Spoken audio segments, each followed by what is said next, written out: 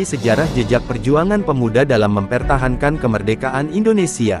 Salah satunya yakni Malang Bumi Hangus.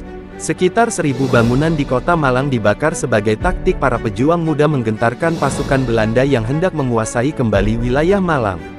Pemerhati sejarah kota Malang, Agung Buana membeberkan peristiwa itu.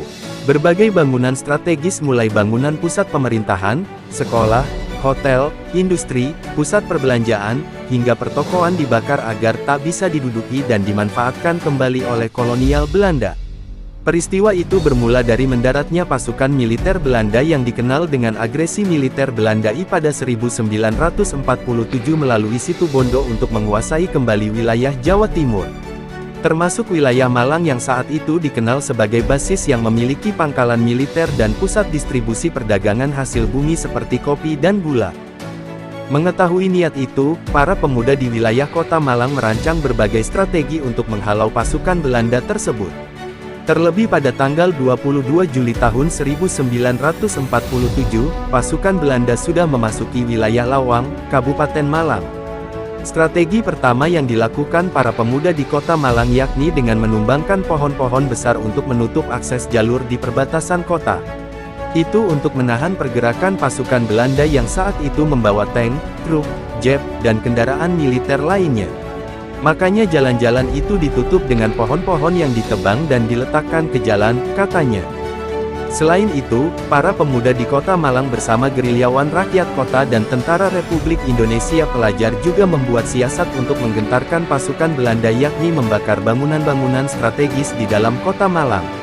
Mereka membakar bangunan itu agar tak bisa dimanfaatkan pasukan Belanda.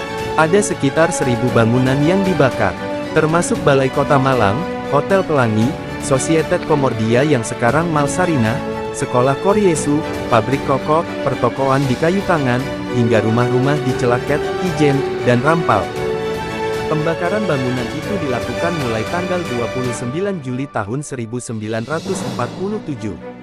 Pembakaran itu kemudian diikuti dengan bergesernya pasukan Tentara Republik Indonesia untuk memperkuat wilayah Hulu Lawang, Dampit, Gondang Legi, Bantur, Pujon hingga Poncokusumo, Kabupaten Malang. Sementara di kota Malang diperkuat oleh pasukan Tentara Republik Indonesia Pelajar TRIP. Meski masih sebagai pelajar berusia antara 12 sampai 20 tahun, namun mereka juga dibekali dengan persenjataan militer hasil rampasan militer Jepang. Kemudian juga ada pasukan gerilyawan rakyat kota. Hingga akhirnya pada tanggal 31 Juli tahun 1947, pasukan Belanda bisa memasuki kota Malang.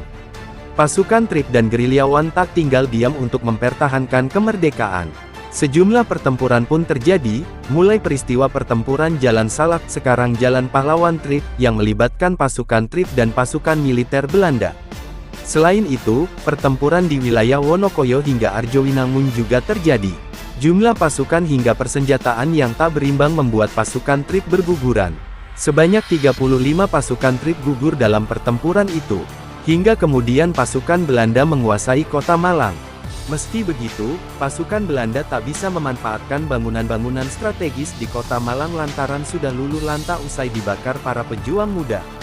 Hingga agresi militer Belanda II pada Desember tahun 1949 menjadi penutup kekuasaan kolonial Belanda di kota Malang. Peristiwa Malang Bumi Hangus menjadi bukti perjuangan para pemuda di kota Malang untuk mempertahankan kemerdekaan Indonesia.